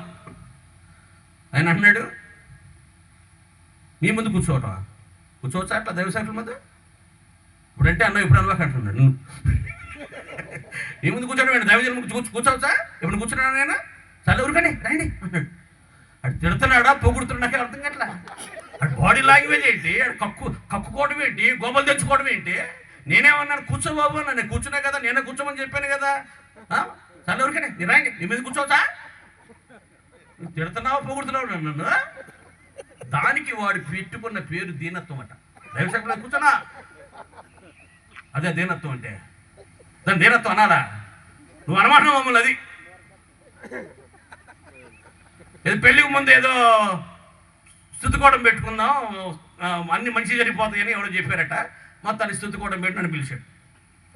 నేను వెళ్ళి వాక్యం చెప్తుంటే ఎవరో కొంతమంది చుట్టాలు కూడా అంజలిని కూడా పిలిచాడు. వాళ్ళకేమో కాసేపు పాటలో కూర్చున్నారు, కానీ ఆ టీవీ సీరియల్ టైం అయ్యేసరికి వెళ్ళిపోయి అక్కడ కూర్చున్నారు. ఆ టీవీ చూస్తుంటారు. నేనేమో ఆ టీవీ మాత్రం వినపడక నేను కొంచెం దగ్గర పెట్టుకుని కొంచెం సౌండ్ పెంచి మీకు చెప్తున్నాను. నేను పెంచుతుంటే వాళ్ళు పెంచుతున్నారు, ఏది వినపడతలా. ఈ లోపల లేచాడు, టీవీ సౌండ్ తగ్గించండి, వాకింగ్ చెప్పి దేవుని సౌండ్ కదా, గొడ్డగాడు కొట్టడా, ఈ అల్లటప్ప మనిషి అనుకున్నారా, ఏమన్నా ఆశామేష అనుకున్నారా, గొడ్డగాడు కొట్టడా, తగ్గించండి టీవీ అన్నాడు. నువ్వు నన్ను పట్టించావు బాబు, గొడ్డగాడు కొట్టడం అనుకున్నావా, ఆశామేష అనుకున్నావా, అల్లటప్ప అనుకున్నావా అనుకున్నాను. నన్ను పొగుడుతున్నాడా, తిడుతున్నాడా, నన్ను నాకు అర్థం కావట్లే. ఏమంటే సమాజంలో ఇలాంటి వాళ్ళందరూ దానికి పెట్టుకున్న పేరు దీనత్వం. ఆ దీనత్వం కాదు అది. అమ్మా దీనత్వం అంటే ఏంటమ్మా అని ఒక ఆవిడ కింద కూర్చోవడం ఉన్నాయి అంది. కింద కూర్చోవడం అయ్య గారు అంది ఆవిడ. అయితే ఇప్పుడు ఇసుక పల్లె వాళ్ళు అందరూ గర్విష్లేనా? ఏమో అందరు కుర్చీలు ఎక్కారుగా, అందరూ గర్విష్లేనా? అది కాదు మెజర్మెంట్. అమ్మా ఒక సమాధి పెట్టి మీద ఇలా రాయబడింది, నేను ఒకప్పుడు మీ వలే ఉంటిని, ఒకప్పటికి మీరు నా వలే ఉందురు అని రాశారు సమాధి పెట్టి మీద. మీకు అర్థమైందా? ఒకప్పుడు నేను మీ వలే ఉంటిని, ఒకప్పటికి మీరు నా వలే ఉందురు. ఒకప్పుడు మనం అంతా కింద కూర్చున్న వాళ్ళమే, ఇప్పుడు కొంచెం స్థూలకాయాలు, కొంచెం మోకాలు నొప్పులు ఏమంటే అవి వచ్చి మొత్తానికి కుర్చీలు ఎక్కాం. అమ్మ అందరు కింద కూర్చున్న వాళ్ళమే ఒకప్పుడు. ఇవాళ కింద కూర్చున్న వాళ్ళు ఎవరైనా ఉంటే వాళ్ళు రేపొద్దున కుర్చీలు ఎక్కుతారు. ఏమంటే ఇప్పుడు కాదు 4 ఏళ్ళ కానీ కుర్చీలు ఎక్కుతారు. కింద కూర్చోవడం, కుర్చీలో కూర్చోవడం దీనత్వానికి గర్వానికి మెజర్మెంట్ అంత మాత్రం కూడా కాదు. అది కాదు.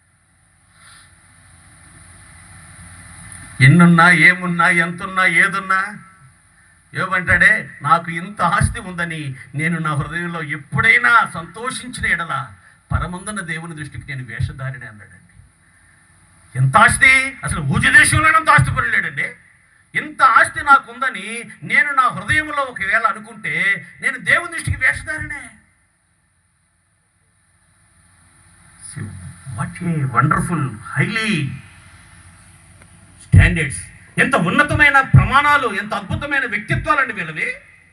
ఎన్నున్నా, ఏమున్నా, ఎంతున్నా, ఎవరున్నా, ఏదున్నా మేమే పాటివారం అండి అనే ఈ నైజం, ఈ వైఖరి, ఈ స్వభావాలు, ఈ గుణగణాలు, ఈ లక్షణాలు, ఈ తీరుతెనులు సృష్టికర్త అయిన ఆశ్చర్యకరుడైన దేవుణ్ణే ఆశ్చర్యశక్తిని చేసేయండి.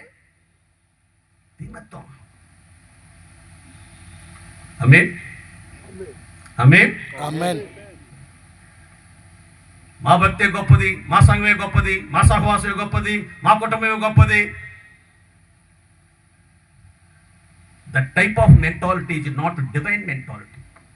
దైవికమైనటువంటి మనస్తత్వాలు, దైవికమైన విధి విధానాలు అలా ఉండవండి.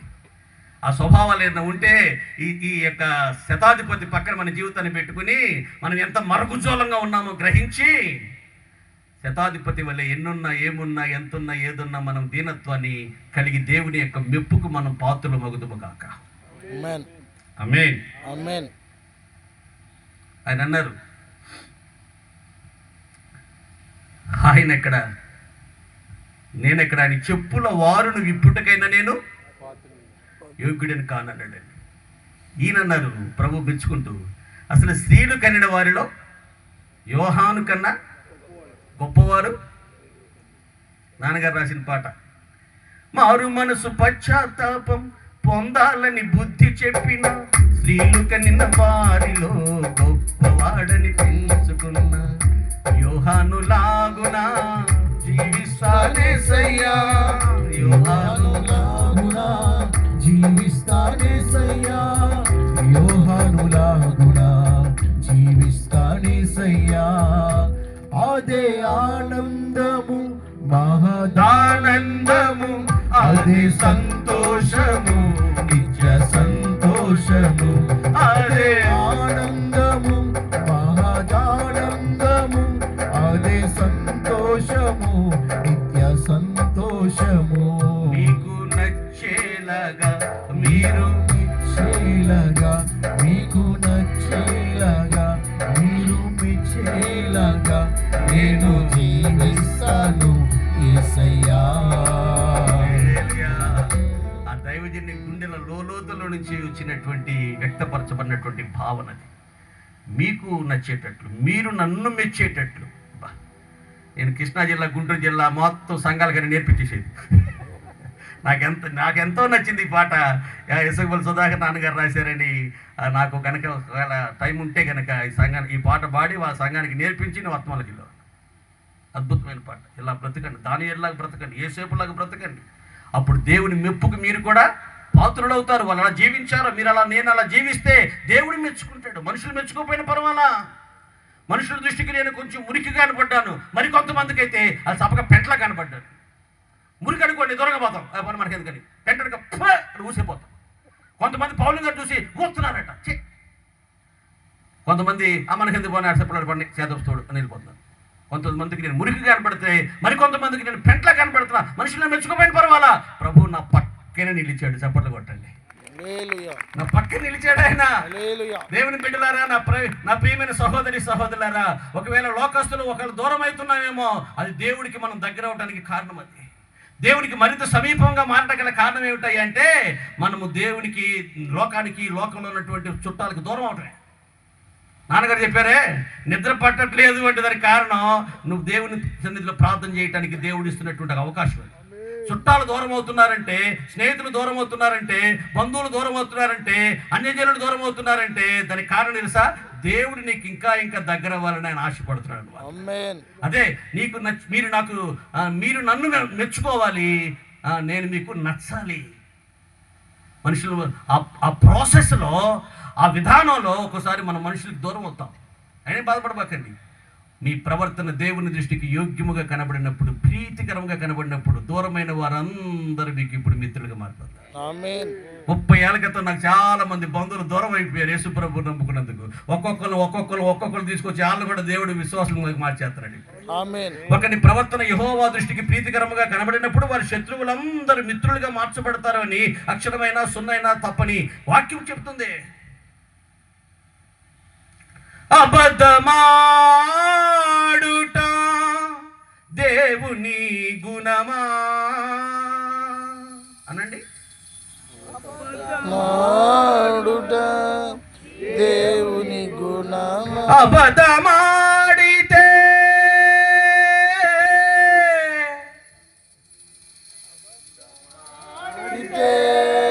దేవుడేనా? అబద్ధమాడవాడు దేవుడు చూడండి.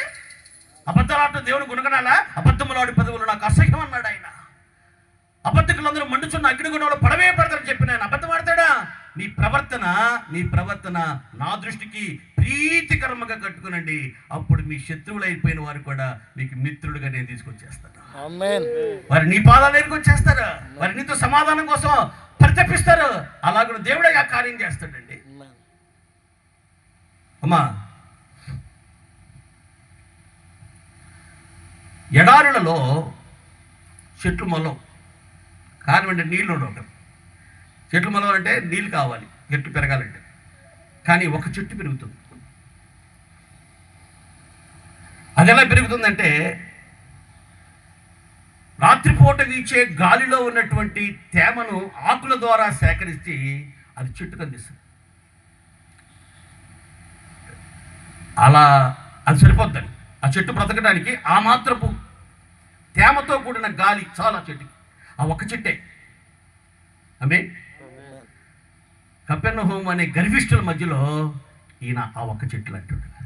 ఆమేన్. అందరూ గర్విష్ఠులే. అందరూ మేము కపెర్నహూమా అంటే దేశం అంటే మట్టి కాదు.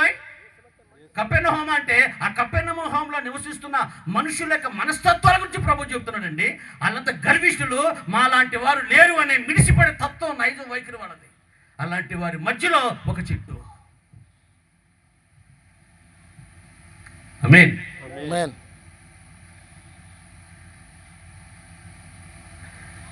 మూడోది విశ్వాసం. ఆయనలో ఉన్నది ఏంటి చెప్పండి? విశ్వాసం. Faith is so great then everything in this world. విశ్వాసము చాలా గొప్పది అన్నిటికన్నా ఈ ప్రపంచంలో. నా యందు విశ్వాసం ఉంచువాని కడుపులో నుంచి జీవ జల నదులు ఉబికి పారుతాయి. విశ్వాసము కలిగి ఉంటే ఆయనకి ఇష్టలు అయిపోతాం. ఇష్టలు అయిపోతే భూమి మీద మనకి ఎంతో సమాధానం కలుగుతుంది. ఆయనకి ఇష్టలైన వారికి ప్రోగు చేసి అప్పగించే పనిని దేవుడు పాపాత్రులకు ఇస్తాడు. తీసుకొచ్చి ఈయనకి ఇస్తాడు. ఆమేన్. ఎలా ఇష్టలుగా మారగల? ఆ రోజున జాక్ వార్మ్ అని ఒక దైవజనుడు సముద్ర తీరానికి వెళ్ళి ఏకాంతంగా ప్రార్థన చేసుకుని తిరిగి వస్తున్నాడు. ఆర్థిక సమస్యలని దేవునితో చెప్పుకున్నాడు. క్రీస్తు యేసు కృపా మహదేశ్వరు నుంచి ప్రతి అవసరం తీరుస్తానని చెప్పిన తండ్రి, దయచేసి నా అవసరం తీర్చున్న ఆయన నీ సేవా సంబంధమైనటువంటి ప్రతి అక్కర కొరత ఆయన పాదాల దగ్గర పెట్టుకుని విజ్ఞాపన చేసి వచ్చాడు. ఒక ఎదురు దెబ్బ తగిలింది. ఏంటని చూస్తే సీసాలో ఒక డాక్యుమెంట్ ఉంది. ఆ సీసా ఎదురు దెబ్బ తగిలి తూలి ముందు పడ్డాడు. అక్కడ కూర్చుని పోయాడు. గోరు ఊడింది, కొంచెం రక్తం కారుతుంది. అబ్బా ఏంటి ఆ సీసాన్ని కూర్చున్నాడు. లేపాడు. బిరడా ఉంది నీళ్ళు వెళ్ళకుండా. ఆ బిరడాన్ని లాగాడు. డాక్యుమెంట్ ఉంది. అలెగ్జాండర్ అనే వ్యక్తి ఒక నాస్తికుడు. అతడు భార్య చచ్చిపోయాడు, పిల్లలు లేరు. అన్న కొడుకులు అతను చంపేయాలి, ఈ ఆస్తి త్వరగా మనం తీసేసుకోవచ్చు, పిచ్చి పిచ్చి పనులను చేస్తున్నాడు, తాగి తందనాలు ఆడుతున్నాడు అని ఆయన ఏంటంటే చంపడా ప్రయత్నం చేస్తాడు. అది పరిస్థితి అవుతుంది. అతడు నేను చచ్చిపోయిన వెంటనే నాకు పిల్లలేరు కనుక భార్య లేదు కనుక వీళ్ళు అయిపోద్ది, నన్ను చంపాలనుకున్న వాళ్ళకి ఆస్తి వెళ్ళకూడదు అనుకుని లాయర్ను సంప్రదించి ఈ యొక్క డాక్యుమెంట్ ఎవరికి దొరుకుద్దో నాకున్న యావదాస్తి అతనికి చెందాలని రాసి జీవితం మీద దేవుడు లేడు కనుక విరక్తి కలిగి ఇసిరేసి సముద్ర తీరాన అతను ఆత్మహత్య చేసుకున్నాడు. 1948 సంవత్సరం అది. ఆ సీసా ఈయన దొరికింది. జాక్ వార్మ్ అనే దైవజనుడు తీసుకెళ్ళి చట్టానికి అప్పగించాడు. కోర్టు వరకు అప్పగిస్తే ఆశాంతం చదివారు వాళ్ళు. అది 300 కోట్ల ఆస్తి. మీరు ఎట్టా పెట్టారంటే మాకు ఆఫ్టర్ ఆల్ అంతేనా మా అటాచ్డ్ బాత్రూమ్కి అయినంత ఖర్చు అన్నమాట అన్నట్టు పెట్టారంటమ్మా. నీకు అంతంత కోట్లు ఉన్నాయి మీకు అని ఆ ఎక్స్ప్రెషన్ ఏది మొహంలో 300 కోట్లు ఆస్తి జాక్వాకు దొరికిందనే కానీ మీ మొక్కల్లో ఎక్స్ప్రెషన్ ఉండాలిగమ్మా. నేనే 300 కోట్లు ఆఫ్టర్ అంతేనా, మా అటాచ్డ్ బాత్రూమ్కి అయింది అంతే అంత అనమాట. మరి రోజు మేము అసలు హోటల్కి వెళ్తే టిప్ ఇస్తాం సప్లై అన్నట్టు పెట్టారండి అమ్మా మీరు. దానితో ఆయన రష్యాకి బైబిల్ పంపించి మిషనరీలు పంపించి సువార్త ప్రకటింపజేశాడు. ఆయనకి ఇష్టలైన వారికి ప్రోగు చేసి అప్పగించే పని దేవుడు ఒక నాస్తికునికి ఇచ్చాడు. 300 కోట్లు సంపాదించి ఈయనకి ఇచ్చాడు. ఎవరు ఇష్టలు? విశ్వాసం లేకుండా దేవునికి ఇష్టలైనట హైలీ ఇంపాసిబుల్. 97 యేసుప్రభుని నమ్ముకున్నాను. మా నాన్నగారు పోలీస్ డిపార్ట్మెంట్కి పొలాలు కొన్నారు. ఒక బ్రాహ్మిన్స్ డాబాగా ఉన్నారు. మా పాస్టర్ గారిని పిలిచి స్తుతికోవడం పెట్టుకోవాలని, నేను సాక్ష్యం చెప్పాలని, నా పాప జీవితాన్ని ప్రభు ఎలా మార్చారు సాక్ష్యం చెప్పాలి, పాస్టర్ గారితో వాక్యం చెప్పించాలని ఒక స్తుతికూడికి ఏర్పాటు చేసుకున్నాను. మా అన్నయ్యలు వచ్చేసారు. ఎక్కడెక్కడ అది బయటుంటారు వాళ్ళు వచ్చేసి ఇలా అన్నారు, ఇది నీది అయిపోయిందా, పొలాలు స్థలాలు మనం పంచుకోలేదు, ఇక్కడే కనుక స్తుతికోవడం పెడితే కనుక మేము సహించేది లేదు, హాస్టల్ రావడానికి వీల్లేదు, నీకు 2 రోజులు టైం ఇస్తున్నాం, ఆలోచించి చెప్పు, నువ్వు కనుక ప్రార్థనలు మానకుండా రాష్ట్రాలు తీసుకొచ్చి కోటలు పెడతాను, ఇక్కడ కోళ్ళ కోసం భోజనాలు పెడతానంటే మేము చూస్తూ ఊరుకున్నాం, నీకు 2 రోజులు టైం ఇస్తున్నాం, ఏ సంగతి చెప్పు అన్నారు. నేనన్నాను, నాకు 2 రోజులు ఎందుకన్నా టైం అన్నా, మీరు ఉండమంటే ఉంటాను, వెళ్ళిపోమంటే వెళ్ళిపోతాను, దానికి 2 రోజులు టైం అక్కర్లేదు, నాకు 2 నిమిషాలు కూడా అక్కర్లేదు, యేసుప్రభుని విడిచిపెట్టే ప్రసక్తి నా జీవితానికి జరగదు, నేను యేసుప్రభుని లేకుండా బ్రతకలేను అన్నయ్య, మీరు ఉండమంటే ఉంటా, మీకేదైనా ఇబ్బందా, మీకేమైనా అభ్యంతరమా, వెళ్ళిపోమంటే వెళ్ళిపోతా ఇంట్లో నుంచి, అంతేగాని ప్రభు మాత్రం విడిచిపెట్టినా, నీకు పిచ్చి పట్టిందిరా ఏసై పిచ్చి అన్నారు మా అన్నయ్యలు. నాకు పిచ్చి పట్టిన మాట వాస్తవమేనన్నయ్య, కానీ నాకు పట్టిన పిచ్చి చాలా మంచి పిచ్చి అన్నయ్య. మీకు పట్టిందే కుల పిచ్చి, మత పిచ్చి, పరుగు పిచ్చి, ఆ పిచ్చి పిచ్చి పిచ్చి అన్నయ్య. నాకు పిచ్చిన ఏసై పిచ్చి చాలా మంచి పిచ్చి అన్నయ్య. నాకు పట్టిన పిచ్చి మంచి పిచ్చి, మీకు పట్టిన పిచ్చి పిచ్చి పిచ్చి, నాకు పట్టిన మంచి పిచ్చి మీకు పట్టాలి, మీకు పట్టిన పిచ్చి పిచ్చి మీలోంచి పోవాలి, నేను మీకోసం పిచ్చి పిచ్చిగా ప్రార్థన చేస్తాను పిచ్చ అన్నయ్య అన్నారు. పిచ్చి పట్టడం కాదురా, నీకు పిచ్చి బాగా ముదిరిపోయిందిరా బాబు, ఈ పిచ్చి మాకు కూడా ఎక్కిస్తామని 91వ సంవత్సరం మే నెల 25వ తారీఖున నన్ను కట్టుబట్టల నుంచి చిత్రం అనే ఆ ఊరు నుంచి కట్టుబట్టలతో పంపించేశారు. గుట్లవల్లేరులో చిన్న ఇల్లు అద్దెకి తీసుకున్నాను. వారిలో ఒంటరి అయిన వాడు 10 ఉంటారు. దేవుడు మాకు కొన్ని 100 మంది విశ్వాసులను ఇచ్చారు, 6 సంఘాలను ఇచ్చారు, 3 సంఘాలకు నాన్నగారు ఇచ్చారు, ఇంకా 3 సంఘాలు బ్రాంచ్ సంఘాలు. అంత గొప్ప దైవజనుని చిన్న సంఘాలకు గ్రామాలకు తీసుకెళ్ళకూడదని అనుకున్నాం, కానీ నాన్నగారికి అయితే ఆ ఉద్దేశం ఉండదు. 10 మంది ఉన్నా వస్తారు, 2 ఉన్నా వస్తారు. ఆయన మనస్తత్వం నాకు తెలుసు. 3 సంఘాలు అడుగుపెట్టి నాన్నగారు మమ్మల్ని దీవించి వచ్చారు. ఆ దేవుడు మమ్మల్ని ఈరోజు కొన్ని 100 మంది కుటుంబంగా ఆయన మార్చారు. ఈ రాత్రి వేళ నా ప్రియమైన సహోదరి సహోదరులారా, నీ విశ్వాసము గొప్పదైతే అడవి కూడా ఆనందంగా మారిపోతుంది. ఆమేన్. ఊరి జనులలో అపవాది చేరి ఏమి చేయునో, ఊరి వెలుపల అడవులకు నిన్ను తరిమి వేయునో, విశ్వాసము నమైనచో అడవి ఆనందమే, నీ విశ్వాసము బలమైనచో అడవి ఆనందమే. ఓ విశ్వాసి నీవు మెలకువగా ఉండుమా, కాలు జారి పోదువేమో, అదరి బెదరి పోదువేమో, విశ్వాసము బలమైనచో అడవి ఆనందమే. హల్లెలూయా. కనాను స్త్రీ వచ్చింది, ఒక అంజురాలే, అయ్యా నా బిడ్డకి దెయ్యం పెట్టింది అయ్యా, ఇది కుక్క పిల్ల కొరకైన రొట్టెమ్మా అన్నారు ప్రభువారు.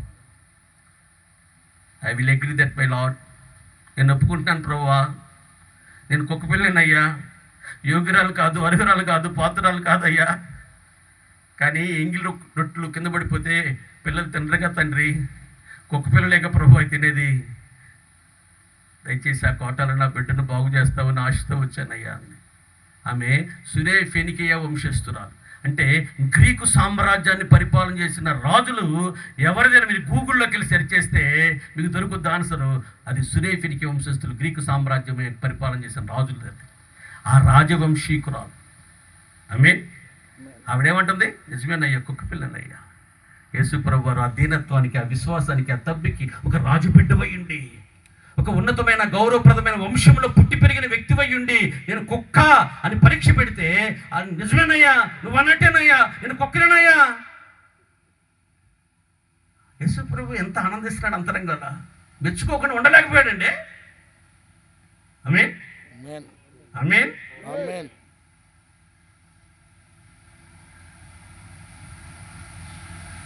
అమ్మా, నీ విశ్వాసము గొప్పది. నీ బిడ్డ బాగుపడిందమ్మా, సమాధానంతో వెళ్ళి తల్లి. మా సంఘంలో కావడం స్వర్ణ అని, ఆర్టీసీ కండక్టర్ భార్య, వెంకటరామయ్య గారి భార్య. ప్రార్థన పెడితే ఇలాంటి దైవజనులు పిలిచి ప్రార్థన పెట్టా, మీటింగ్ వచ్చేసింది. భర్త తిడతాడు కొడతాడు తెలుసు, తిడతాడు కొడతాడు తెలుసు. కొడితే కొట్టాలి, నా భర్తేగా, రోజు పెడుతున్నాడు తింటున్నా ఇవాళ కొడతాడు పడతా, నా భర్తకి ఏమైందిలే అని వాక్యం కన్నా ఎక్కువ దేవుని కోసం దెబ్బలు తింటే నష్టం ఏమైనా లేదు నేను వచ్చేసింది. వాక్యం చెప్పిన తర్వాత వాక్యం 10 అయింది, ఇంటికి వెళ్ళిపోయింది. అప్పటికే వచ్చాడు మహానుభావుడు డ్యూటీ దిగి. పక్కన వాళ్ళు చెప్పారు బైబిల్ తీసుకెళ్ళి ప్రార్థనకి వెళ్ళిందని నీ భార్య అని. మొత్తానికి పడకుర్చీలో కూర్చొని ఆ ప్రాణి గోడ గేట్ వేసేసాడు. ఈ స్వర్ణ గారు కాలు పైకి చూసింది, కోపం మీద ఉన్నాడు, చింతనిప్పులాగా ఉన్నాయి కళ్ళు. ప్రభువా, నేను సినిమాకి వెళ్ళానా, డ్రామాకి వెళ్ళాను అయ్యా. సర్దార్ పాపారెడ్డి సినిమా 18 సార్లు చూస్తే నా భర్త చెక్కించుకొచ్చేవాడు ఈ డ్యూటీ దిగి. కానీ అపవిత్రమైన వాటిని, మురికి వాటిని విడిచిపెట్టి పరిశుద్ధమైన జంతు దేని దానికన్నా మధురమైనటువంటి నీ వాక్కులు వినడానికి వెళ్తే ఈ రాత్రంతా నా భర్తను బయట నుంచి పెట్టేస్తాడు ఆయన మండోడు, నీకు తెలుసుగా ప్రభువా, దయచేసి నువ్వే ఏదైనా కార్యం చేయను ఆయన అని ఆ స్వర్ణ గారు ప్రార్థన చేస్తుందేనండి. ఆ ప్రార్థన ఆమెను అనుకున్నాను గాలి వచ్చేసిందండి. పక్కింటోడు దడి మాత్రం ఏ కదల్లా, వీళ్ళ తలుపు చూశారండి, బల్లును ఊడిపోయింది. ఇనపగట్టు ఊడిపోయి తలుపు 2 బార్లు తెలుసుకుంది. ఈవిడ యేసు రక్తం చేసి స్తోత్రం వెళ్ళిపోరు. అప్పుడు పడకొచ్చులు కూర్చొని వెంకటరామయ్య గారు అన్నాడట, నీ ముందు, నీ దేవుడి ముందు ఇనపకెళ్ళే ఆగి సావట్లా, నేనేం చేస్తాను, సావు లోపల సావన్నాడట. ఖచ్చితంగా సంవత్సరం తిరగకుండా ఆయన కూడా రక్షణ పొంది చిన్న పిల్లలకి సేవ చేసినట్లుగా దైవ సేవకుల కాలు నొక్కి పరిచయం చేసేవాడు ఆయన. హల్లెలూయా. భయముతో కూడిన పవిత్రమైన మీ ప్రవర్తన వలన మీ యజమానులు దేవుని వద్దకు రాబట్టబడతారు. ఆమె విశ్వాసము తన భర్త గెలుచుకోవడానికి కారణమైందే. పాస్టర్ గారు వెళ్ళాడట గృహదర్శనానికి. ఆవిడ ఒక్కతే అవుతుంది, ఎవరు రా, పిల్లలు రారు, భర్త రాడు, ఎవరు రారు. ఈ లోపు నా అమ్మాయి వచ్చింది, అయ్యా దీనికి సోకులు ఎక్కువ, చదువు తక్కువ అయ్యా, అరగరగ మొహం గడి పౌడర్ రాసి ఓ 2 నెలలు పోతుందయ్యా, 6, 3, 12 వస్తాయ్యా, చదువు తక్కువ, సోకులు ఎక్కువ, ప్రార్థన చేయాలి. ఈ లోపు వాళ్ళ అబ్బాయి వచ్చాడు, ఇది తెలివి తక్కువ, ఆకలి ఎక్కువయ్యా. ఆరగరగ వంటింట్లోకి వస్తాను, అమ్మ తింటాకి ఉందా, అమ్మాయి ఏమైనా ఉందా అని అడుగుతాడు తప్ప ఏ పని తెలివి చేయడయ్యా. తెలివి తక్కువ, ఆకలి ఎక్కువ, వీడి కోసం గట్టిగా ప్రార్థన చేయండి అయ్యారు. ఈ లోపల భర్త వచ్చాడు, వీడి కోపం ఎక్కువయ్యా, ఓర్పు తక్కువ, ఓ కసు పుసులు ఆడతాడు, చెప్పింది ఏంటో, కోపం ఎక్కువయ్యా, ఓర్పు తక్కువయ్యా, వీడి కోసం గట్టిగా ప్రార్థన చేయ అంటుంది. చెప్పని చాలా అన్నాడు, దీనికి వాగుడు ఎక్కువ, విధేయత తక్కువ అయ్యారు. దీనికి వాగుడు ఎక్కువ, విధేయత తక్కువ, దీనికి విశ్వాసం ఉంటే, విధేయత ఉంటే మేమంతా ఇంటికాడ ఎందుకుంటాం అయ్యారు, దాని వెనకాల బైబిల్స్కు రామా, 2 సంవత్సరాలు ఇంటికాడ ఉంటామా. దీనికి వాగుడు ఎక్కువ, విధేయత తక్కువ, విశ్వాసం తక్కువ అయ్యారు. అమ్మా ఏది నీ విశ్వాసం, ఏది విశ్వాసానికి క్రియలు కనపడతాయి. అమ్మా నువ్వు విశ్వాసం గలదానవో కావో, ఇదిగో నీ జీవితంలో అక్కడక్కడ రుజువులు ఉంటాయి, ఆనవాళ్ళు ఉంటాయి, నిదర్శనాలు ఉంటాయి, కావలసిన ఎవిడెన్స్లు దొరుకుతాయి. నువ్వు విశ్వాసం గలదానవో కాదు తెలుసుకోవడానికి. అయ్యా నేను విశ్వాసం గలదానో కాదో, ఒకవేళ విశ్వాసం గలదాననే కనుక అయ్యుంటే, విశ్వాసం గలదానని మీరు అనుకుంటే నా ఇంటికి రండి అయ్యా అని ఇంటికి పిలిచికెళ్ళింది పౌలు శీలలు. దేవునికి స్తోత్రం. వాళ్ళు చూసినప్పుడు ఆమె విశ్వాసము గలదే అని ఆమె మాటలు, ఆమె క్రియలు, ఆమె పనులు వాళ్ళకి అర్థమైపోయినాయి. ఆమేన్. వీళ్ళు చెప్తున్నారు అయ్యా అతను యోగ్యుడయ్యా అని, అంటే అతనికి సాక్ష్యం ఉంది. Wealth is loss, nothing is loss. Health is loss, something is loss. But character is loss, everything is loss. డబ్బు పోతే ఏమి పోలా, మనం సంపాదించుకోవచ్చు. Health is loss, something is loss. ఆరోగ్యం పోతే కొంచెం పోయినట్టే. రాగానే అడిగాడు, అంకుల్ మీకు ఆరోగ్యం ఎలా ఉంటుంది, షుగర్ ఎలా ఉంటుందని. నిసిబాబు నాన్న 2 సార్లు చేసుకోవాలి ఇన్సులిన్ అన్న. నాన్నగారు 3 సార్లు చేసుకోవాలన్నారు. నాకు బలిదేరి వచ్చింది, గొప్ప ఆదరణ. తీతు రాక వల్ల నేను ఆదరణ పొందానన్నాడు పౌలు గారు. ఆ పెద్ద ఆయన ముసలాయన చుట్టూ నేర్చిపోయిన ఆయన చిన్నపిల్లాడు తీతు వస్తే నాకు ఆదరణ అన్నాడు. అసలు ఆ మాట చెప్పగానే నాకు ఎంత ఆదరణ దొరికిందా. నేను 2 సార్లేగా ఇసులిన్నా. అబ్బా, ఆరోగ్యం పోతే జీవితంలో కొంత నష్టపోయినట్టే. But character is loss, testimony, witness is loss, everything is loss. ఇక సాక్ష్యం పోయాక ఏముంది మీ జీవితంలో? మీకు పలానోడు పలానా పని చేశాడండి, పలానా సేవకుడు ఇట్లా చేసేటండి, దేవునికి అవమానం తెచ్చిపెట్టి పని చేసేటండి. ఎందుకు నీ సేవ ఇంకా నీ తగలేసుకున్నా? వాక్యం చెప్పలేమైనా పర్వాలా, నీ సాక్ష్యాన్ని కాపాడుతా, అద్భుతమైన ఆత్మలు పంట కోయగలుగుతావు. నువ్వు ఎంత మంచి ప్రసంగికుడు పోయినా ఎన్నో ఉపయోగం దానివల్ల నథింగ్. బూడిదలో పోసిన పన్నీరే. జస్ట్ మనీ, విట్నెస్ కాపాడుకోవాలి, క్యారెక్టర్ కాపాడుకోవాలి. Character is loss, everything is loss. జీవితంలో ఏం మిగల్లా, మొత్తం టోటల్గా నష్టపోయాను అంటాడు ఆయన. అయ్యా, మీరు మా మధ్యలో మహారాజులాగా బతికారయ్యా. ఎప్పుడు చేయి చాచిన వారు కాదయ్యా, పెట్టడమే తప్ప ఎప్పుడు చేయి చాచడం మేము చూడలేదయ్యా. హేతు కుమారులు అన్నారండి అన్యులే అబ్రహాము గారిని, మీరు మా మధ్యలో మహారాజులాగా బతికారయ్యా. ఇక నాబాలు పనివాడు అన్నాడు, అమ్మా మన యజమాని సంగతి తెలియదు, బహు పనికిమాలో నీకు తెలుసుగా అమ్మా, మన యజమాని సంగతి నీకు కొత్తగా చెప్పాల్సింది ఏముందమ్మా. కొన్నేళ్ళ గురించి వెళ్ళి చెప్పారు ఇంట్లో పనివారు. అయ్యా, డబ్బున్నవాడు, అధికారం ఉన్నవాడు, నోరున్నవాడు అని చెప్పలా, భక్తి కలిగిన వాడయ్యా. చెప్పలు కూడా ఆ ఇంట్లో ఉన్నవారు, ఆయన పక్కనే ఉన్నవారు, ఎప్పుడు ఆయన గమనిస్తున్నవారు చెప్పారు, అయ్యా ఇదిగో ఇటలీ పటాలంలో ఒక కొన్నేళ్ళని ఒక వ్యక్తి, ఆయన చాలా భక్తి గలవాడయ్యా, పరలోకం పట్టించుకుంటుందయ్యా, దేవుని దూతలే ఆయన ఇంటికి పంపిస్తాడయ్యా దేవుడు, అందుకే మేము వచ్చామయ్యా. ఏం కావాలండి? సాక్ష్యం. ఆమేన్. ఒక ఆవిడ అంటుంది, అయ్యగారండి, ఒక ఆయన అన్నాడు, మా ఆవిడ చర్చిలో ఎక్కెక్కి ఏడ్చేసి ప్రార్థన చేద్దాయి గారు, ఇంటికి వచ్చాక మమ్మల్ని ఏడిపోతుంది గారు. భలే సాక్ష్యం చెప్పాడమ్మ నీ భర్త నీ గురించి. ఇక్కడేమో ఎక్కెక్కి ప్రార్థన చేద్దట, ఇంటికి వెళ్ళి కానీ అందరిని ఏడిపోతుందట. అదే నీ సాక్ష్యం? మన దగ్గరికి వచ్చుచూ పోవచ్చున్నవాడు భక్తి కలిగిన దైవజనుడు. ఆమేన్. భక్తి కలిగిన దైవజనుడు. నాన్నగారు, మీరు మళ్ళీ అంత దూరం వెళ్తాం ఎందుకు, మా ఇంటికాడ ఈ రాత్రి ఉంటే అది మాకు ఆశీర్వాదం అని నాన్నగారు బ్రతుకులాడు కూడా కారణం ఏంటంటే ఆయనలో ఉన్న భక్తి. ఆయన కన్నులు ఎప్పుడు కూడా కన్నీళ్లతో గువ్వ కన్నులలాగా ఆయన ప్రార్థన జీవితం. అలాంటి దైవజనుడు మా ఇంట్లో రాత్రి ఉంటే మాకు ఆశీర్వాదం. మన ఇంటికి వస్తూ పోతూ ఉన్నాడే ఆ దైవజనుడు భక్తి కలిగిన దైవజనుడు అయ్యా. ఆమేన్. ఏంటి మన సాక్ష్యం ఏంటి? మాటల తేటలు మా ఇంట్లో, మాపిడి భోజనం మీ ఇంట్లో అన్నట్లుగా సమర్పణేది. యూదులకు మందిరం కట్టించాడు, తానే కట్టించాడు, తాను కూడా చెయ్యాల. తనలో చేసామండి, ఆయన కూడా చేసాడు, అట్లా తానే కట్టించాడు. అంతేనా? ఎవరో భేదవాడు బానిస డులాస్ అంటారు, అతను సంతకెళ్ళి కొనుక్కుని తెచ్చుకున్నాడు. అతనికి పక్షవాయు వచ్చింది. తన కష్టాజితాన్ని, తన పిల్లల కోసం దాచుకుని, భవిష్యత్తు కోసం డబ్బుల్ని అతను రోగం కోసం ఖర్చు పెడుతున్నాడు. అతన్ని ప్రేమిస్తున్నాడు, యూదులను ప్రేమిస్తున్నాడు, ప్రేమతో నింపబడిపోయాడు.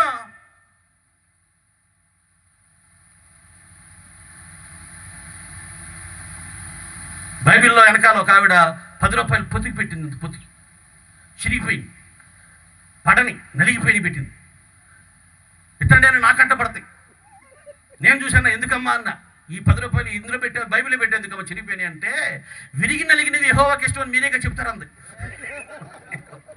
సాగు తెలియదు అట్లా, పైకి వచ్చి తెలియదు అట్లా. మీయే విరిగి నలిగినవి యెహోవాకి ఇష్టం అని మీరేగా అయ్యారు పోయిన వారు వాక్యం చెప్పారు. అందు అంటే నలిగిపోయినాయి, చిరిగిపోయినాయి, పన్నయి అన్నీ ఆదివారం నుంచి శనివారం దాకా అయ్యగారు ఖాళీగా ఉంటాడు, మార్చుకుంటాడంటే మనకెందుకు చేస్తున్నావు నువ్వు?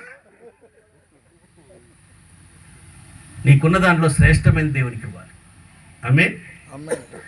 మనం కానుకేసేటప్పుడు మన జేబులో పెద్దది అయ్యాలి. అది 500 కానివ్వండి, అది 100 కానివ్వండి, అది 200 కానివ్వండి, ఉన్నట్లు పెద్ద అయ్యాలి. ఎత్తుకుని చిన్నదాన్ని ఎత్తుకోకూడదు. నాన్నగారు మామిడి కొళ్ళు వచ్చారు వాక్య పరిచయం చేయడానికి. అక్కడ కాటూరి లీలావతి గారిని ఒక ఆడపిల్ల 25 లక్షల రూపాయల మందిరాన్ని భర్తని 3 పిల్లల్ని ఒప్పించి కట్టించి నాకు ఇచ్చిందమ్మా. సుప్పనాథులు కాబట్టి స్వతం చెప్పండి ఉంటారా? సుప్పనాథులు ఎప్పుడైపోయారమ్మా? నేను వచ్చి 4 ఏళ్ళు 5 ఇల్లు అయిపోయారా? నేను లోపల వచ్చినప్పుడు బాగానే ఉన్నారే, కరోనా ముందు వచ్చినప్పుడు బాగానే ఉన్నారే. ఒక్క ఆడపిల్లండి భర్త రిటైర్డ్ అయిపోతే, ఏమండి మన ఊరు వెళ్ళి ఎవరో పొరుగురు ఆయన నుంచి పాస్టర్ గారు వచ్చి సేవ చేస్తున్నాడు. మన ఊరి కోసం మనం ఏం చేయొద్దా? ఆయన తన సమయాన్ని, ఆయన సామర్థ్యతను, ఆయన తలాంతుల్ని ఖర్చు పెట్టి మనూరు రక్షణ కోసం పాటుపడుతుంటే మనం ఎలా మౌనంగా ఉండగలమని ఆవిడ 25 లక్షల రూపాయలు ఖర్చు, దాదాపుగా ఖర్చు అయింది. ఒక్కదే గట్టి చేసిందమ్మా.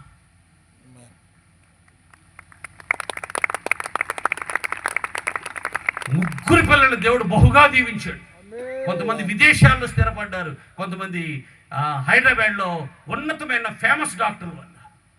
ముగ్గురు పిల్లలు బహుగా దేవుడు దీవించాడు. నా నామం పేరుడ చూపిన ప్రేమను మరిచిపోవటకు నేను ఎంత మాత్రము అన్యాసం దేవుడను కాను. ఆయన ఇలా అంటారు, ప్రభువా నీవు నా ఇంటికి వచ్చేటకు నేను యోగ్యుడను కాను, పాత్రుడను కాను. ఎవరట ఆయన? ప్రభు అడోనాయ్, సర్వాధికారి. నేను 40 సంవత్సరాలు వారిని నడిపించాను, కానీ వారు నా మార్గాలు తెలుసుకోలేదన్నాడు 95 కీర్తనలో ప్రభు అయిన దేవుడు. ఆ మాటలు అవుతున్నప్పుడు నా గుండె పగిలిపోతాయి. 40 సంవత్సరాలు మేఘస్తంభముగా, అగ్నిస్తంభంగా ఉండి మన్నాను కురిపించి బండలో నుంచి జీవ జలను ఉపికి పారింపచేసిన దేవాది దేవుడు వారి మధ్యలో ఉంటే ఆయన నుంచి తెలుసుకున్నదట్టండి 95:10 ఆ మాట కనపడుతుంది. అయ్యో ఈ మనుషులెంత పశుప్రాయులు, నీ ప్రేమ విలువ తెలుసుకోని జ్ఞాన శూన్యులు. యేసయ్యా నీ ప్రేమకు అంతము లేదు, ఈ లోకపు అజ్ఞానులకది అర్థము కాదు. యేసయ్యా నీ ప్రేమకు అంతము లేదు, ఈ లోకపు అజ్ఞానులకది అర్థము కాదు. మంచిని ప్రకటిస్తుంటే మతమంటారు, మహిమను చేరే దారిని కనుకుంటారు. మార్గము తెలియక తికమక పడుతుంటారు, మనసు నిలిపి నీ ప్రేమను తెలుసుకోరు. మనసు నిలిపి నీ ప్రేమను తెలుసుకోరు.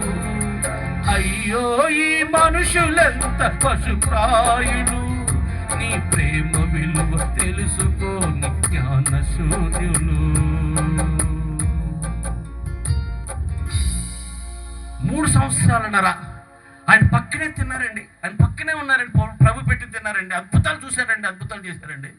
ఇలా అంటారు, ఈయన ఎవరో సముద్రమును గాలియు ఈయనకు ఎవరో, ఈయన ఎవరో 3 సంవత్సరాలన్నర అర్థం కాదు నీకు. కానీ ఒక్కసారి కూడా యేసు ప్రభు పాదపద్మాల దగ్గర కూర్చొని బోధ వినలా. ఆయన ఎక్కడో వెళ్తున్నాడు. ఏంటి సార్, ఎక్కడికి సార్ వెళ్తున్నారు అని అడిగారు. ఏం లేదండి, మా ఇంట్లో పనివానికి జబ్బు చేసింది, చాలా మంచివాడండి, చాలా నమ్మకస్తుడండి, అక్కడికి వెళ్ళి ముందు తెచ్చానండి, అక్కడికి వెళ్తే ఏదో పని జరిగిందంటే అక్కడికి వెళ్ళండి, ఏం ఉపయోగం లేదండి, పలానా చోట డాక్టర్ ఉన్నాడట, నాటు వైద్యుడు వెళ్తున్నాడండి అంటే, ఎందుకు సార్?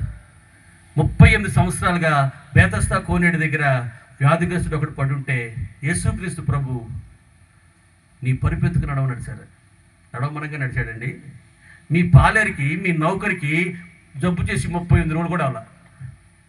అది 35 సంవత్సరాలుగా ముడుసులు తిరిగిపోయినాయి, స్టక్ అయిపోయింది ఎక్కడెక్కడ. చిన్న మాట ప్రభు నోటి వెంట రాగానే ఎక్కడెక్కడ సరళిపోయి వాడు లేవడమే కాదు, వాడికి మోసినటువంటి పరుపును కూడా ఎత్తుకుని మోసేట్టు నడిచాడు సార్ అని చెప్తే, యేసును గూర్చి ఆయన చేసిన కార్యాల గురించి విన్నాడట. ఆమేన్. విన్నాడంతే, చిన్న మాట వినటం వల్ల కదా విశ్వాసం వచ్చేది. కానీ ఎంత విన్నాడు, ఎన్ని బాధలు విన్నాడు, ఎన్ని ప్రసంగాలు విన్నాడు. ఎక్కడో రోడ్డు మీద కనపడి చిన్న మాట చెప్తే విన్నారు. అది మా ఊర్లో ఒక ఆవిడ ఉంది, కూలీలను తీసుకెళ్తుందండి, మనుషుల్ని, మేస్త్రి అనమాట. మీరంతా ఎడ చూస్తారు చెప్పనా? ఇప్పుడే కదా మేము కాకినాడ ఎయిర్పోర్ట్ నుంచి వచ్చాం, కాలేజ్లో మా కూలీలు మేస్తులు ఇవన్నీ మాకేం తెలుసని చూస్తారండి అబ్బా మీరు? పెద్ద అమెరికాలో ఉన్నట్టు మీరు పెద్ద పెద్ద ఏదో కంప్యూటర్లో పనిచేసినట్టు కూలీలు మీరు తెలియదా? తెలిసినట్టు పేసి పెట్టండి అమ్మా, కూలీలు తీసుకెళ్తామ్మా. ఏదో చిన్న వయసులో భర్తను పోగొట్టుకుంది, కొడుకుని కష్టపడి సీఏ చదివించింది, చార్టెడ్ అకౌంట్. వాడు మొత్తానికి కంప్లీట్ చేసుకుని ఇంటికి వచ్చాడు. అయ్యా ఎకరం 30 సెంట్ పొలం, ఎకరానికి 4,000, 12 మందిని తీసుకెళ్ళి కోత కోసేసాం. రైతు దగ్గర ఎంత తీసుకోవాలి, ఒక్కొక్కరికి ఎంత పంచాలయ్యా అని ఈ మేస్త్రి కొడుకుని అడిగింది.